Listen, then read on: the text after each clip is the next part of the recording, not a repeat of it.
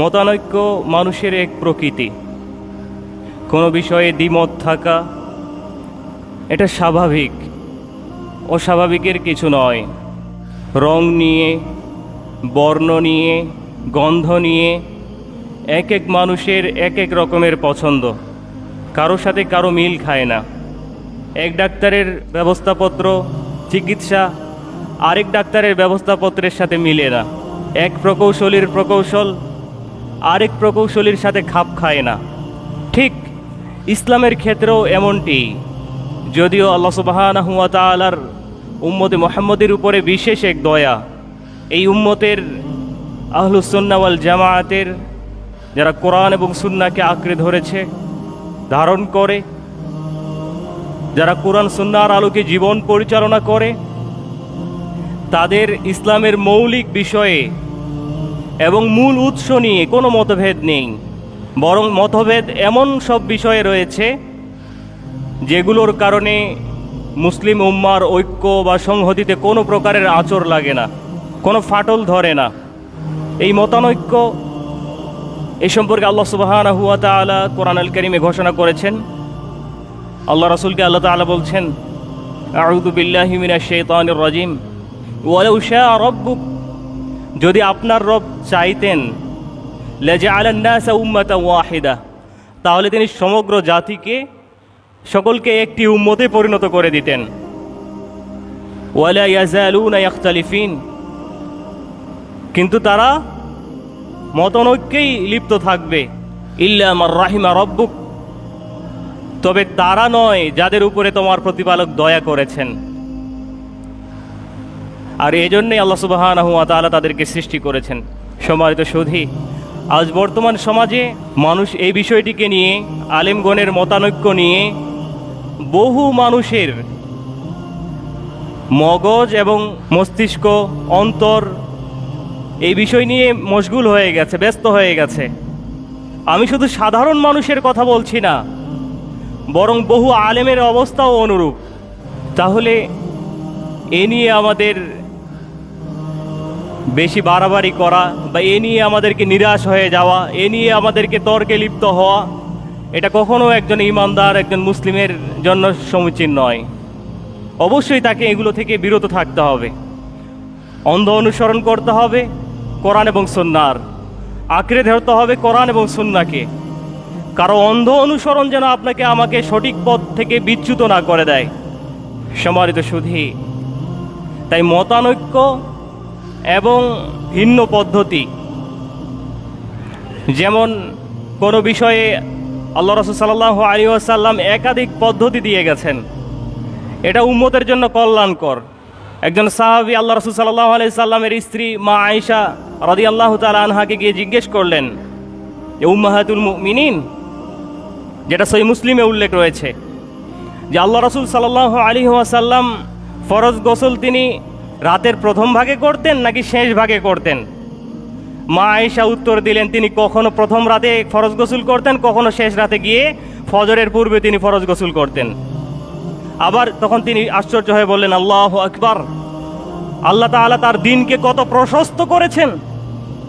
আবার তিনি প্রশ্ন করলেন, মা, আল্লাহ রাসূল বিতরের সালাত প্রথম রাতে পড়তেন নাকি শেষ রাতে পড়তেন? মা আয়েশা উত্তর দিলেন যে আল্লাহ রাসূল কখনো প্রথম রাতেই বিতরের সালাত আদায় করতেন, কখনো শেষ রাতে আদায় করতেন। আবার সে বললেন, আল্লাহু আকবার, আল্লাহ তার দিনকে কত প্রশস্ত করেছেন। আবারও প্রশ্ন করলেন যে মা, আল্লাহ রাসূল যে তাহাজ্জুদের সালাতে রাত্রিবেলায় যে সালাতে দাঁড়াতেন, এই সালাতের তেলাওয়াত তার চুপি চুপি পড়তেন নাকি আওয়াজ করে পড়তেন? মা আয়েশা উত্তর দিলেন, তিনি কখনো উঁচু স্বরে পড়তেন আর কখনো মনে মনে চুপি চুপি পড়তেন। আবারও সে আশ্চর্য হয়ে বললেন, আল্লাহু আকবার, আল্লাহ তার দিনকে কত প্রশস্ত করেছেন। তাহলে যে সকল বিষয়ে একাধিক পদ্ধতি রয়েছে, সেসব বিষয়ে তর্ক করা যাবে না। এগুলো উম্মতের জন্য কি রহমত, যে আল্লাহ তাআলা একাধিক পদ্ধতি আপনাকে আমাকে দিয়েছেন। আল্লাহ তাআলা তার নবীকে সত্য দিন হেদায়েত সহকারে প্রেরণ করেছেন এবং তিনি এই দিনের সন্তোষজনক ব্যাখ্যা দিয়ে গেছেন, যার পরে আর কোনো ব্যাখ্যার প্রয়োজন নেই। নবী সাল্লাল্লাহু আলাইহি ওয়াসাল্লামের জীবদ্দশায় সাহাবায়ে কেরাম কোরআনের কোনো আয়াত নিয়ে বুঝের ক্ষেত্রে ভুল হলে আল্লাহ রাসূলের কাছে আসলে আল্লাহ রাসূল তার সমাধান দিতেন। বিভিন্ন মাসালা মাসাইলের ক্ষেত্রে তাদের মাঝে মতানৈক্য দেখা দিলে তিনি তার সুষ্ঠু সমাধান দিতেন, হক এবং বাতিলকে তিনি স্পষ্ট করে দিতেন। এমনকি সাহাবায়ে কেরাম এমন কিছু প্রশ্ন করতেন যেগুলো আল্লাহ সুবহানাহু ওয়া তাআলা অবতীর্ণই তখনও করেন নাই। এর প্রেক্ষিতে আল্লাহ তাআলা আয়াত নাজিল করে আল্লাহ রাসূলের মাধ্যমে সেগুলোর উত্তর দিয়ে দিতেন। আপনি যদি কোরআন পড়তে যান, আপনি যদি কোরআন আল কারীম তেলাওয়াত করেন, তাহলে আপনি দেখতে পাবেন কোরআন আল কারীমের অসংখ্য জায়গায়, বহু জায়গায় উল্লেখ রয়েছে ইয়াসআলুনাকা আন, হে নবী আপনাকে তারা জিজ্ঞেস করবে অমুক বিষয়ে। ইয়াসআলুনাকা আনিল আহিল্লা, তারা আপনাকে নতুন চাঁদ সম্পর্কে জিজ্ঞেস করবে, আপনি তার উত্তর দিবেন এটা। ইয়াসআলুনাকা আনিশ শাহরিল হারাম, তারা আপনাকে হারাম মাস সম্পর্কে জিজ্ঞেস করবে, তার উত্তর এটা। ইয়াসআলুনাকা আনির রূহ, তারা আপনাকে রূহ সম্পর্কে জিজ্ঞেস করে, তার উত্তর এটা। এভাবে আল্লাহ সুবহানাহু ওয়া তাআলা কোরআন আল কারীমের অসংখ্য জায়গায় উল্লেখ করেছেন। কি উল্লেখ করেছেন? যে নবী আপনাকে তারা এই বিষয়ে প্রশ্ন করবে, আপনি তার উত্তর এটা দিবেন। তাহলে আল্লাহ রাসূল সাল্লাল্লাহু আলাইহি সাল্লামের জীবদ্দশায় যে কোনো প্রশ্নের, যে কোনো মতানৈক্যের সৃষ্টি দেখা দিলে আল্লাহ রাসূল সাল্লাল্লাহু আলাইহি সাল্লাম সরাসরি তার সমাধান দিতেন, অথবা আল্লাহ সুবহানাহু ওয়া তাআলা তার রাসূলের মাধ্যমে সত্যটা, সঠিক পদ্ধতিটা জানিয়ে দিতেন। কিন্তু আল্লাহ রাসূল সাল্লাল্লাহু আলাইহি সাল্লামের ইন্তেকালের পর, তিনি পৃথিবী থেকে বিদায় নেওয়ার পরে, যেহেতু আল উলামা ওয়ারাসাতুল আম্বিয়া, আলেমগণ হচ্ছেন নবীদের ওয়ারিস, তো এই আলেমদের মাঝে আল্লাহ রাসূলের ইন্তেকালের পর সাহাবায়ে কেরাম, তারপরে আইম্মায়ে মুজতাহিদিন, মুহাদ্দিসিনে কেরাম, তাদের মাঝে মাসআলাগত ফতোয়ার দিক দিয়ে বিভিন্ন ক্ষেত্রে, ইসলামের মৌলিক বিষয়ে নয়, ইসলামের মূল উৎসের ক্ষেত্রেও নয়, স্বাভাবিক মাসআলার ক্ষেত্রে দ্বিমত পোষণ করেছেন। এরকম আল্লাহ রাসূল সাল্লাল্লাহু আলাইহি সাল্লামের মৃত্যুর পরে সাহাবায়ে কেরামেরও বহু আমলের ভিন্নতা দেখা গেছে। সেক্ষেত্রে আমরা কি করব? আমাদেরকে মনে রাখতে হবে যে আমরা কারো অন্ধ অনুসরণ করব না। আমরা কোনো আলেম, যে আমার হুজুর, তাকে আমি মানি, হুজুর বলেছে গাই, সার হলেও সমস্যা নাই, মানে হুজুর যেহেতু গাই বলেছে, গাভী বলেছে, ওটা যদি সারও হয় তাও সমস্যা নাই, এমন যেন আপনার আমার অবস্থা না হয়। আপনার আমার অবস্থান হবে যে হুজুর যেটাই বলুক সেটা কোরআন এবং সুন্নাহর সাথে মিলে কি না। কারণ আপনাকে আমাকে অন্ধ অনুসরণ করতে হবে কোরআন এবং সুন্নাহর।